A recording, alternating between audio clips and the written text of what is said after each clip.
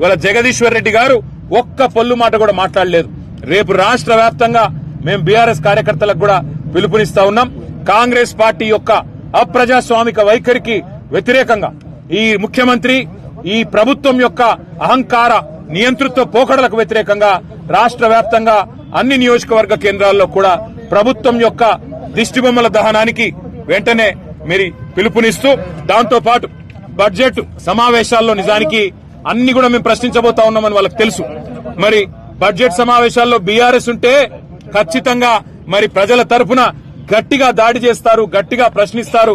420 హామీలు, 420 పనులు, ఈ కాంట్రాక్టులు, కమిషన్లు, మరి ఢిల్లీకి మూటలు అన్ని వెలుగులోకి వస్తాయనే భయంతో మా గొంతు నొక్కే ప్రయత్నం ఏదైతే చేస్తా ఉన్నారో తప్పకుండా దీనికి మరి ప్రజలు కూడా సమాధానం చెప్తారు, మేము కూడా సమాధానం చెప్తాం. రేపు రాష్ట్ర వ్యాప్తంగా మరి మా సభ్యుడి యొక్క అప్రజాస్వామిక సాయంత్రం